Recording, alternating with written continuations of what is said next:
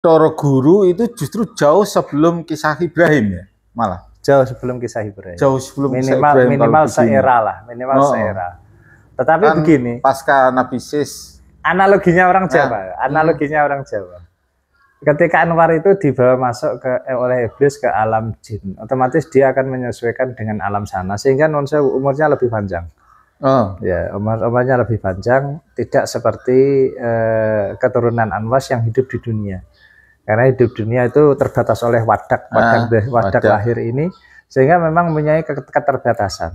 Beda dengan kehidupan di alam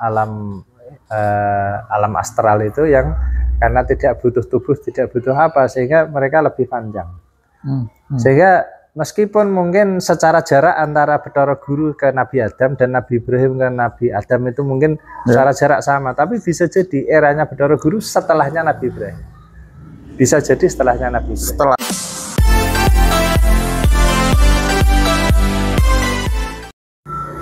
Assalamualaikum warahmatullahi wabarakatuh. Bismillahirrahmanirrahim.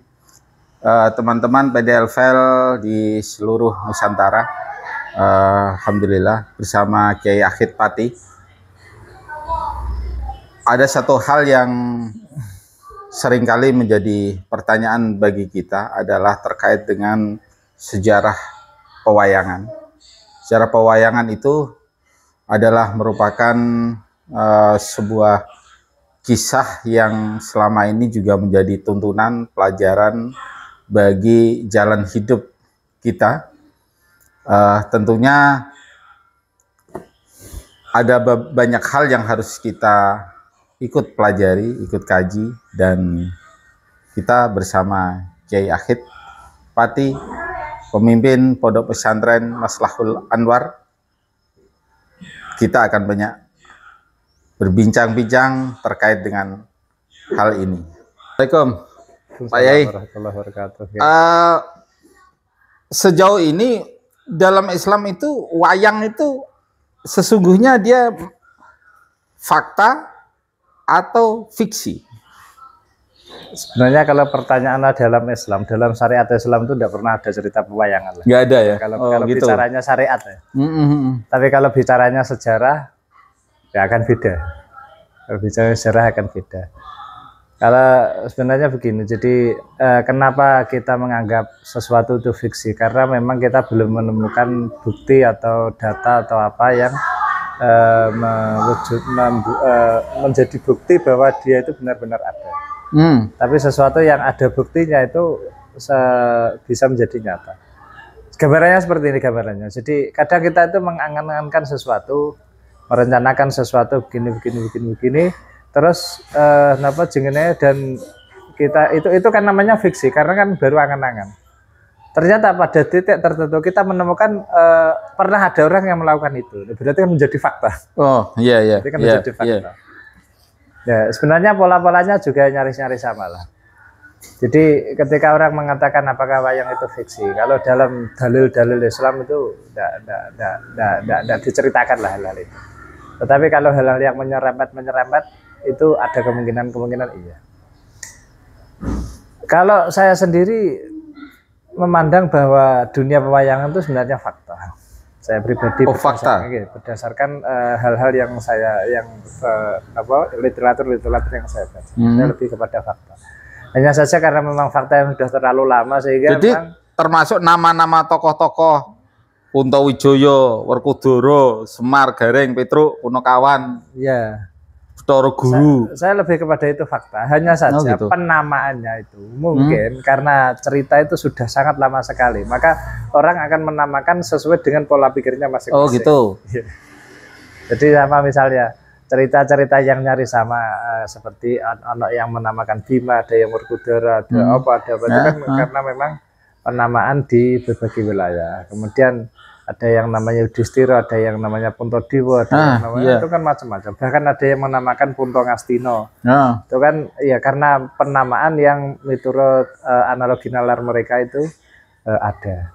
Memang seperti itu. Tetapi pada wujudnya kan ketika itu diistilahkan oleh banyak orang, berarti kan wujud wujudnya pasti ada, meskipun dengan istilah yang berbeda.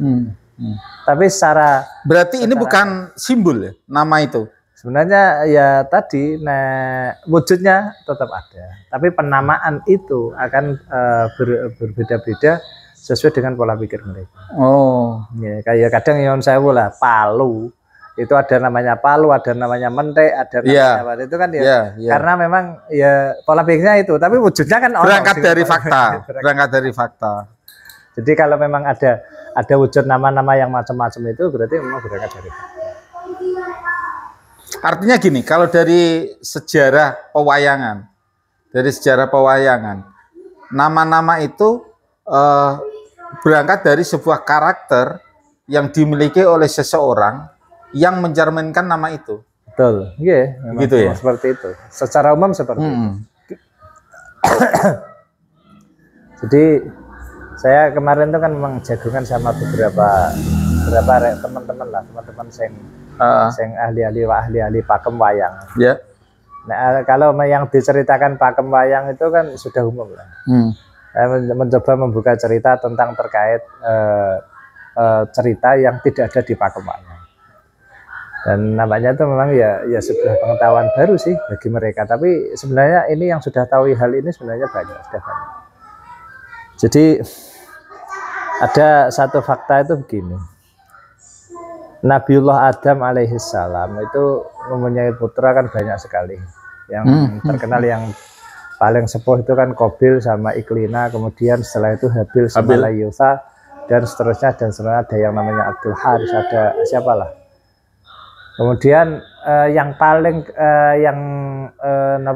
ada satu yang tidak kembar. Kan masing-masing seluruh putra Nabi Adam itu satu kali lahiran kan pasti kembar, laki-laki sama perempuan, kecuali satu. Nabi Sis itu tidak punya kembaran. Tapi di sini juga ada yang menversikan sebenarnya punya kembaran, cuman kembarannya itu meninggal. Nah, Nabi Sis itu yang tidak punya kembaran itu kemudian mempunyai putra dua, yang pertama Anwas, yang pertama Anwar. Yang pertama Anwar, yang kedua Anwas. Nah, yang Anwar itu dalam satu versi cerita karena iblis itu pernah matur ke Gusti Allah untuk mengganggu anak turunnya Adam, maka ancaman ini diwujudkan lah. Akhirnya yang namanya Anwar itu dibawa oleh iblis, dibawa ke alamnya iblis, sehingga hilang. Ceritanya hilang di alam iblis. Terus kemudian yang Anwar ini akhirnya yang menurunkan seluruh manusia itu. Yang Anwas itu kemudian yang menurunkan seluruh manusia. Jadi memang jalur Anwas, dan memang ini akhirnya menikah dari keturunannya Qabil dan keturunannya yang lain-lain. Nah, yang Anwar itu beberapa puluh tahun kemudian muncul lagi. Oh gitu. Ya, muncul lagi. Terus yang Anwar itu terus kemudian karena dia pernah hidup di alam astral dalam versinya cerita ini. Alam astral itu di alamnya jin kan? Oh, hidup di alamnya jin, sehingga dia sudah mempunyai pola-pola yang seperti ya polanya alam jin. Sehingga dia bisa berumur panjang dan mempunyai kesaktian lebih dan lain sebagainya dan lain sebagainya. Ini menurut versi cerita salah satunya. Kemudian dari Anwar ini akhirnya dia itu bergelar kalau orang Jawa bilang, tapi di dunia belahan lain mungkin gelarnya akan lain. Karena sama-sama Jawa. Orang Jawa Tengah sama orang Pasundan membeli gelarnya juga berbeda. Nah, ini yang versi Jawa. Versi Jawa itu kemudian namanya menjadi Sahyang Nur Cahyo. Ya. Nah, kemudian punya anak Sahyang Nur Rasa. Ya. Nah, itu sejarahnya begitu. Kemudian punya anak Sanghyang Wenang, kemudian Sanghyang Wenang, Sanghyang Wening. Dari itu baru Sanghyang Tunggal. Ya. Nah, setelah itu baru mempunyai putra namanya Bathara Guru. Nah, Bathara Guru inilah yang kemudian menurunkan jalur-jalur pewayangan sampai ke berbagai Bathara Guru dalam hal ini berarti jasad ya? Ya, jasad memang jasad. Ya. Dan itu namanya? Iya, dan itu nama orang Jawa menamakannya itu. Orang Jawa. Wah, aslinya sebenarnya bukan Bathara Guru, itu hanya istilah Jawa. Tapi mengistilahnya Bathara Guru lah. Kalau istilah aslinya mungkin tidak ditemukan nama aslinya siapa. Hanya saja orang menyebutnya Bathara Guru. Kenapa? Karena memang yang mulai babadalan dari keturunan Anwar untuk napa jenenge berinteraksi dengan dunia manusia, terus mengatur dunia manusia itu memang ya Bathara Guru ini. Jika dia mempunyai, karena dia memang keturunannya Anwar ya, dia mempunyai kesaktian yang lebih sampai akhirnya saking hebatnya ini sampai kemudian didewa-dewakan oleh orang Eram. Lalu ketika Bathara Guru sudah tidak ada pun ya masih didewa-dewakan oleh mereka. Masih didewa-dewakan oleh mereka dan bahkan dianggap sebagai, kalau era sekarang namanya wali lah, kalau istilah agama lain mungkin istilahnya santo. Jadi orang-orang santo, orang-orang suci lah, orang-orang suci mempunyai anu, dan ajaran-ajarannya pun dilestarikan oleh orang-orang. Nah, dari Bathara Guru ini kemudian lahirlah banyak wujud-wujud baru. Sing kemudian oleh orang-orang juga didewakan juga. Ada yang namanya Dewa Wisnu, ada yang namanya dewa apa itulah, banyak pokoknya. Jadi dari sejarah-sejarah itu, misalkan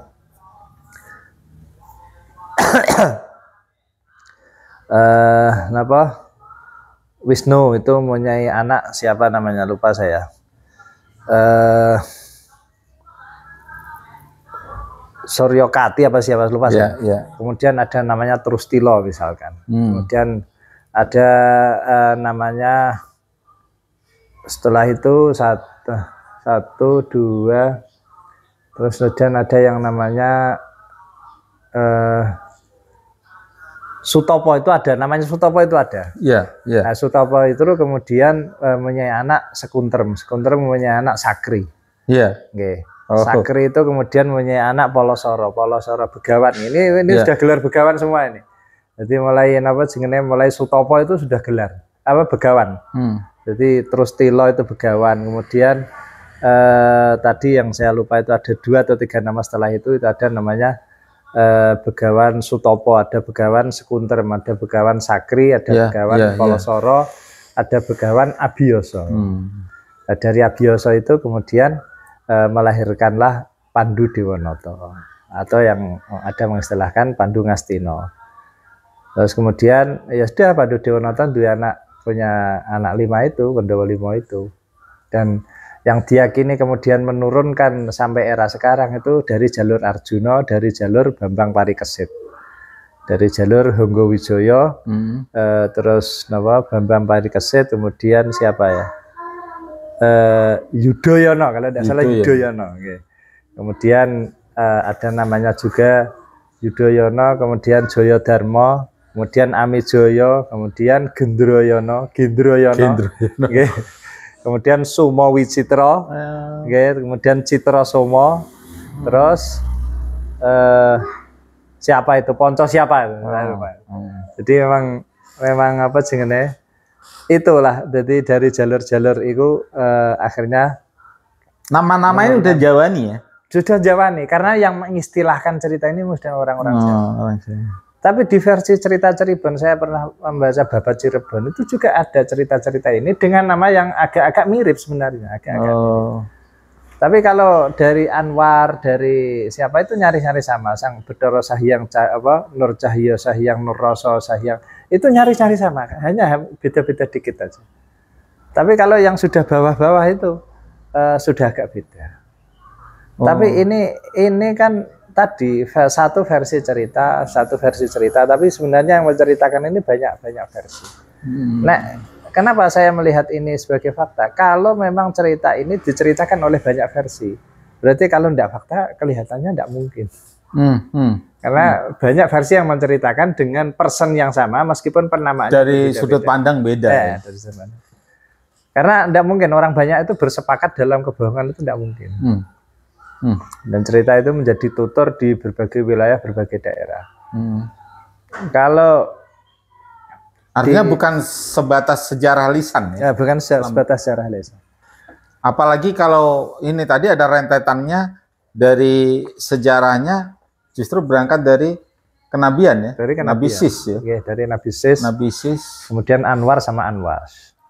Yang Anwas ini yang akhirnya menurunkan para nabi-nabi itu. Sementara Anwar yang menurunkan para orang-orang sakti. Para orang-orang sakti di eranya dan kemudian memang dihormati di eranya. Sehingga ketika kita melihat sejarah, tapi ini napa jenenge kalau ini misalkan ya, dulu itu ajaran tentang ketauhidan itu diajarkan oleh Nabiullah Adam, kemudian dilanjutkan oleh Nabiullah Syes. Nabiullah Syes kemudian dilanjutkan oleh putranya yang namanya Anwas itu. Dan Anwas itu kemudian kan dilanjutkan ke putra-putranya lagi lah, ke siapa? Ada insyaallah yang sejarah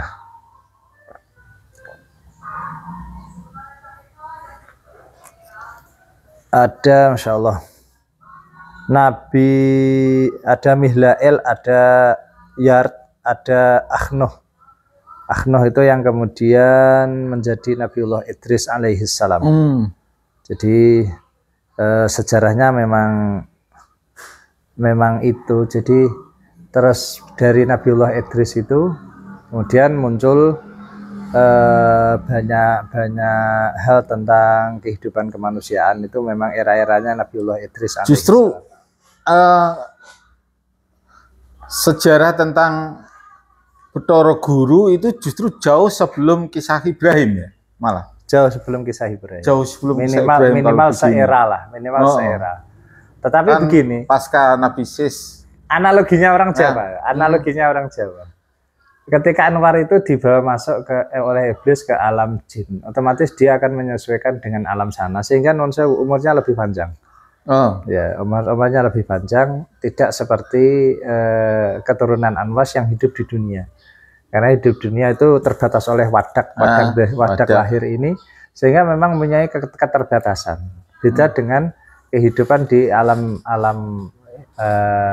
astral itu yang karena tidak butuh tubuh, tidak butuh apa, sehingga mereka lebih panjang. Sehingga meskipun mungkin secara jarak antara Bathara Guru ke Nabi Adam dan Nabi Ibrahim ke Nabi Adam itu mungkin secara jarak sama, tapi bisa jadi eranya Bathara Guru setelahnya Nabi Ibrahim. Bisa jadi setelahnya Nabi Ibrahim. Setelahnya. Ya, tapi bisa jadi ya bersamaan. Tapi secara misalkan dari jalur nasab ini, kira-kira imbang, malah lebih tinggi Bathara Guru. Lebih tinggi Bathara Guru dari jalur nasab ini. Bagi mereka yang meyakini kebenaran nasab ini. Karena memang urusan nasab kan fakta lah. Jadi seperti itu. Jadi, artinya gini, berarti pewayangan itu kalau kita pelajari, dia termasuk bagian daripada ajaran-ajaran kebaikannya ya, termasuk warisan daripada ulama ya. Kalau begini ya. Karena dia mewarisi para nabi. Oleh karena itu, ulama kan warasatul anbiya. Saya melihatnya kan begini juga. Kenapa Sunan Kalijaga yang notabene-nya menyebarkan Islam pakai wayang? Karena memang saya merasa betul bahwa Sunan Kalijaga itu bisa menyatukan pola-pola pewayangan, ajaran-ajaran pewayangan dengan ajaran Islam. Karena tadi kalau dilihat dari sejarah, sebenarnya wayang itu ya juga sama ajaran-ajaran warisan dari Nabiullah Adam alaihissalam. Dan tidak akan jauh dari itu. Semua ajaran-ajaran wayang itu juga tidak lepas dari ajaran-ajaran Adam dan ajaran-ajaran Sis. Sekarang begini, misalkan kita bicaranya misalnya Nabi Adam mempunyai putra Nabi Sis. Nabi Sis kemudian mempunyai putra Anwas. Tadi kan yang jalur Anwar, ini jalur Anwas. Anwas itu kemudian Mihlael. Mihlael putranya itu namanya Yard. Yard itu kemudian Akhnoh. Akhnoh yang terkenal dengan Idris. Idris kemudian Matu Salah. Kemudian Lama. Setelah itu memuterai Lama kemudian Nabi Nuh yang dalam redaksi kitab-kitab itu namanya Yashkur. Beberapa redaksi kitab Nuh itu namanya aslinya Yashkur. Yashkur. Tapi ada yang berpendapat Nuh itu bukan Arab. Kenapa harus dikasih nama Yashkur? Nuh itu bahasa Ajam. Berarti soe bahasa Jawa ya? Ya bisa jadi. Nuk. Nah, itu bisa jadi bahasa Jawa ya mungkin kan. Ya tadi. Iya. Tapi kalau dalam Bahasa Islam ya. literatur kitab salah satu di Bada'i Zuhur itu namanya Yashkur. Tapi dalam teks yang lain tidak menyebutkan nama Yashkur. Dalam kitab yang lain juga menyebutnya Nuh itu julukan saja. Tapi nama aslinya yang ini. Jadi Nuh itu artinya apa sih aslinya? kalau dalam literatur kitab itu Nuh itu orang yang sering menangis. Oh, Nuh itu sering menangis gara-gara mikir umatnya gak iman karo Gusti Allah. Jadi saking saken itu sampai ditangis. Akhirnya disebut Nuh. Jadi orang yang sering menangis, terenyuhan, gampang terenyuhan. Iya. Nuh. Lembut, begitu lembutnya. Kemudian Nuh itu dalam sejarahnya mempunyai putra 3, yaitu Sam, Ham, sama Yafith. Ada yang mengistilahkan Sam, Ham, sama Yam, bukan Yafith, tapi Yam. Tapi dalam istilah umum yang paling banyak artinya itu Yafith atau Yapet atau siapa apa ya itulah. Nah yang Sam itu kemudian terkenal mempunyai putra Arfahsyad. Ya, Arfahsyad kemudian Arfahsyad itu yang yang akhirnya meneruskan jejak-jejak Nabi Nuh, melanjutkan tapi yang Ham itu mempunyai anak namanya Misraim namanya. Akhirnya Misraim itu mendirikan peradaban yang ada di satu wilayah yang di situ dia memilih satu tempat yang menurut dia tempat ini berkah. Jadi pemilihannya dia karena berkah. Kenapa disebut berkah? Karena di situ ada sungai yang diyakini sumbernya dari surga, yaitu Sungai Nil. Sungai Nil. Akhirnya daerah itu disebut Misr karena pendirinya Misraim. Nah, itu Mesir. Salah satu versi sejarah kenapa disebut Mesir. Jadi wilayah itu disebut Mesir karena pendirinya Misraim. Itu putranya Ham. Kalau Arfahsyad putranya Sam. Nah, dari Arfahsyad ini kemudian lahir salah satunya itu Abir, kemudian putra lagi namanya Faligh, terus kemudian siapa itu akhirnya mempunyai buyut kalau tidak salah, yang dua nama ini saya lupa, namanya Nahur kemudian Azar kemudian Ibrahim. Nah Ibrahim inilah yang kemudian memunculkan satu ajaran keyakinan yang pakai hujah rasional. Jadi kalau era Nabi Adam, era Nabi sebelumnya itu doktrin. Tapi sejak era Ibrahim ini kemudian muncul tentang ketuhanan yang pakai hujah rasional, pakai dalil argumen yang rasional. Lalu itu kan terkenal kan, Bapak Tauhid ya. Bapaknya para Tauhid yang pakai rasional kan? Rasional. Pakai rasional karena membuktikan dengan perbintangan, ilmu astronomi, membuktikan dengan bulan dan matahari. Berarti awal rasionalitas ya yang era Ibrahim. Berjalan eranya Ibrahim. Kalau mau bicara awal rasionalitas. Dan Nabi yang pertama kali berani bicara dua sisi itu kan Nabi Ibrahim. Jadi mengucapkan satu kata tetapi bisa difahami dua. Itu kan pertama kali Nabi Ibrahim. Itu dalam kasus ketika Nabi Ibrahim itu menghancurkan berhala itu. Kemudian kan akhirnya orang-orang itu termasuk Raja Namrud itu geger kan, ini siapa yang menghancurkan? Akhirnya orang-orang desas-desus ketok Ibrahim, yuqalu lahu Ibrahim. Hanya Ibrahim lah dipanggil. Dan oleh Nabi Ibrahim itu juga, Nabi Ibrahim itu memang sangat rasional sekali dan sangat cerdas. Jadi untuk merobohkan keyakinan akidah mereka itu sederhana. Jadi dihancurkan semua, tinggal satu patung yang paling besar. Yang paling besar. Kemudian yang terkenal itu, jadi alat penghancurnya ditaruh di tangannya si yang paling besar itu. Ketika Nabi Ibrahim tanya sama Raja Namrud, anta fa'alta hadza bi alihatina, apakah kamu yang melakukan hal ini kepada Tuhan-Tuhan kami? Terus Nabi Ibrahim jawabannya itu satu jawaban tapi dua sisi. Bal fa'alah kabiruhum hadza. Jadi bal fa'alah kabiruhum hadza. Kalau diredaksikan panjangan bal fa'alahu kabiruhum hadza. Kalau di redaksi ini tidak dikasih intonasi, ini masalah besar. beda besar. Mas Tega masalah. Maknanya beda besar. Jadi saya bal fa'alahu kabirum hadza. Ya, yang melakukan adalah yang paling besar. Yang paling besar. Tapi sekarang kalau kita kasih intonasi bal fa'alah. Iya, melakukan. Ya, betul. Kabiruhum hadza, yang besar itu. Itu loh yang besar. Gak ada komanya di situ ya? Ya, ada intonasi. Jadi pakainya pakai intonasi. Jadi bal fa'alah kabiruhum hadza. Iya, melakukan. Itu yang besar. Kan ngeten. Ya. Atau napa bal fa'alahu kabiruhum hadza. Iya, yang melakukan adalah yang paling besar. Ya. Artinya ketika Nabi Ibrahim itu menjawab, ya, yang melakukan yang paling besar. Berarti Nabi Ibrahim itu bohong. Karena yang melakukan dia. Kan lah Nabi itu tidak mungkin bohong. Tapi Nabi Ibrahim bisa menciptakan satu kata yang secara rasional itu hebat sekali. Mulai Nabi Ibrahim itu cerdas. Sangat cerdas sekali. Bal fa'alah kabiruhum hadza. Iya, yang melakukan. Iya, betul melakukan. Itu loh yang paling besar. Yang paling besar. Beda kan? Itu loh yang paling besar. Nabi Ibrahim. Jadi Nabi Ibrahim itu nabi yang pernah mengeluarkan kalimat-kalimat seperti ini. Sama seperti ketika disuruh oleh Gusti Allah untuk pindah dakwah kemana-mana. Kemudian sampai masuk ke satu kerajaan, di mana kerajaan itu setiap orang yang masuk itu harus menghadap raja. Dan dari kebiasaannya raja itu, setiap ada pasangan suami istri, kok istrinya itu cantik, diminta harus dijadikan istrinya dia. Harus diminta dengan wajib. Kecuali kalau dia datang bersama saudara. Kalau sama saudara enggak. Nah, akhirnya dalam kasus itu memang Nabi Ibrahim itu memang dan istrinya ketika itu Sayyidah Sarah, belum beristri Sayyidah Hajar, itu kan cantik, betul cantik. Iya. Terus akhirnya ditanya sama raja. Iki sapa? Jawab, hadhihi ukhti. Ini saudara saya. Nah, kalau saudara enggak jadi diambil paksa. Tapi karena ada saudaranya.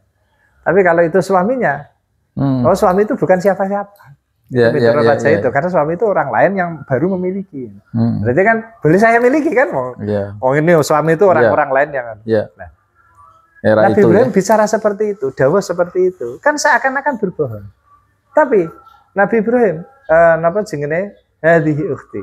Iki lho dulurku. Karena satu-satunya yang iman kepada Gusti Allah di kerajaan itu hanya Nabi Ibrahim sama istrinya. Yang lain kan tidak ada. Nah, ini saudara saya. Dulur dalam keimanan. Ada saudara saya. Nah, itu kan Nabi Ibrahim itu kan mengucapkan satu bahasa yang memang bisa bermakna dua. Dan itu mulai terkenal. Dan tiga hal itu Nabi Ibrahim sering itu. Lah, kembali. Artinya Nabi Ibrahim dalam hal ini mungkin ahli bahasa sekali ya. Beliau itu mungkin kelas. Bukan sekedar ahli bahasa, politikus kondang. Politikus, diplomasinya kuat, betul. Iya. Jadi memang tingkat kecerdasan yang tinggi dan memang argumen rasionalnya tinggi. Jadi dawuh sesuatu itu sudah dipikirkan betul secara rasional. Jadi dan memang cepat, maksudnya beliau spontan, tapi memang bolak-balik Nabi itu memang dikawal wahyu. Jadi tidak mungkin salah lah. Memang dikawal wahyu.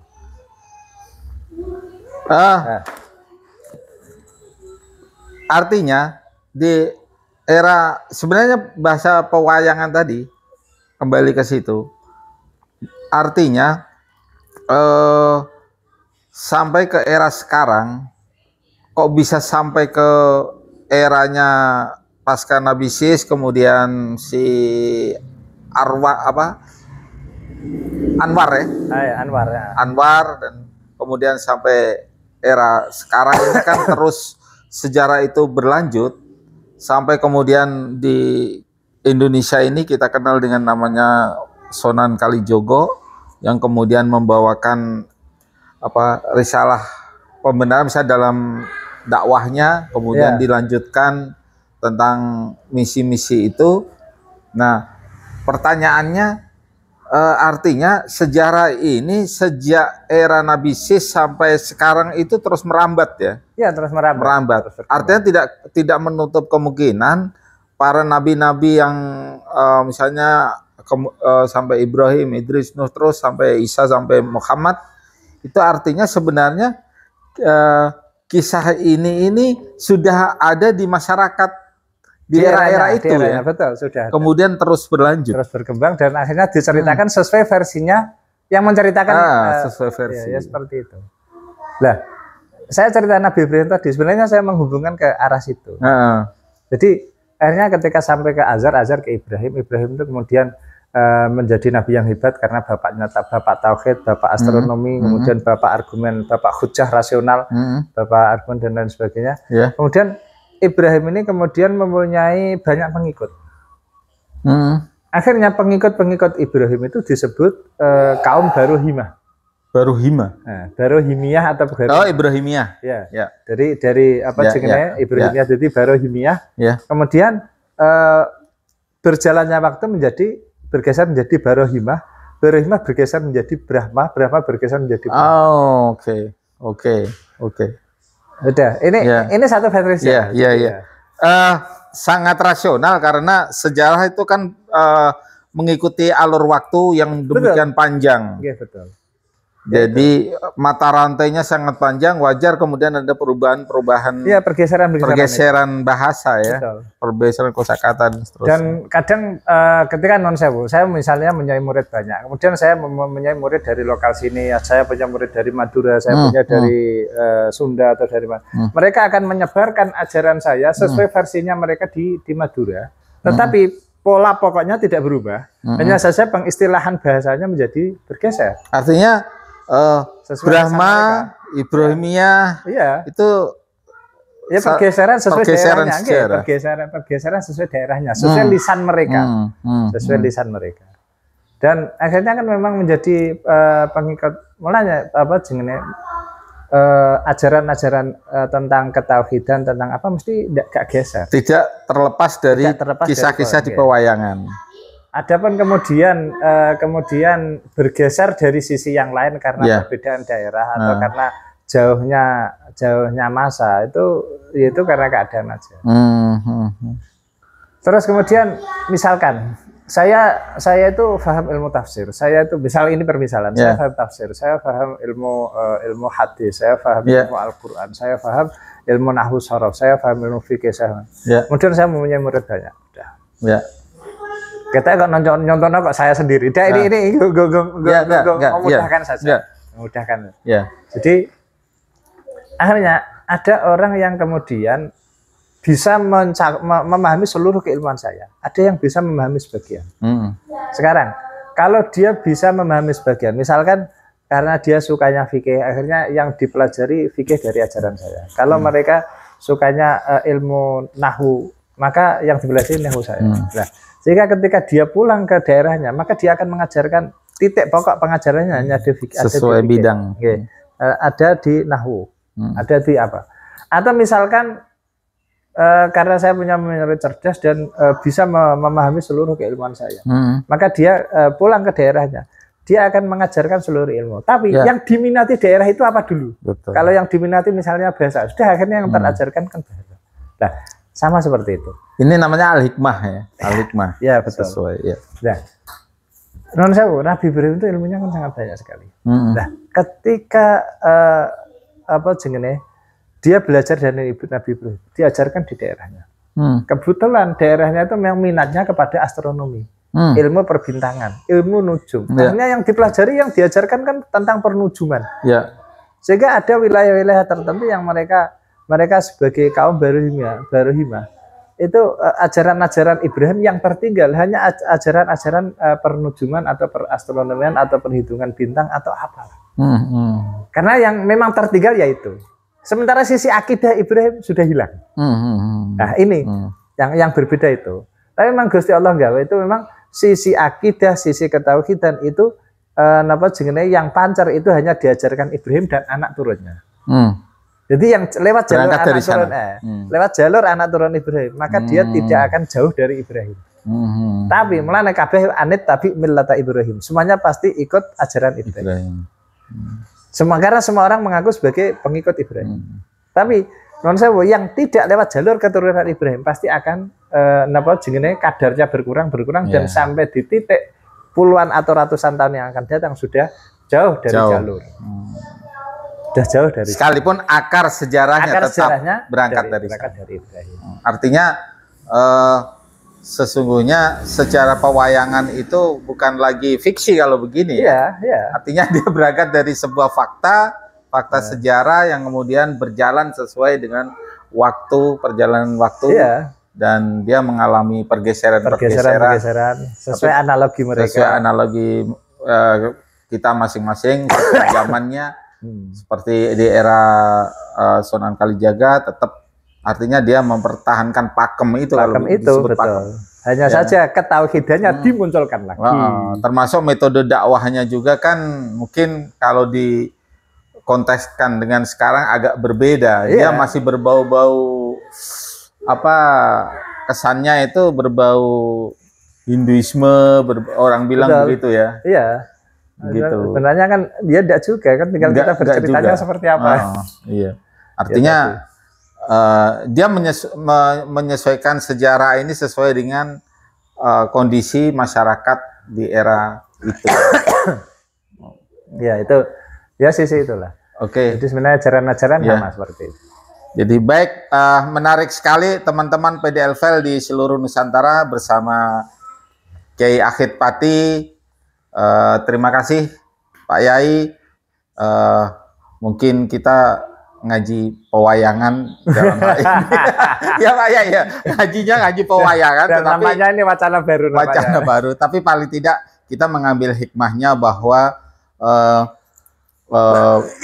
pewayangan itu juga yang mengajarkan banyak hikmah di dalamnya, di kisah-kisahnya itu ternyata memiliki akar sejarah sampai ke risalah kenabian, ya. Artinya ini merupakan catatan penting bahwa kita juga tidak bisa langsung antipati terhadap sejarah pewayangan, karena hikmah-hikmah yang ada dikandung di dalamnya, kebaikan-kebaikan yang ada di dalamnya itu ternyata kembali merujuk kepada risalah kenabian bahwa hidup ini adalah kebajikan. Salam literasi,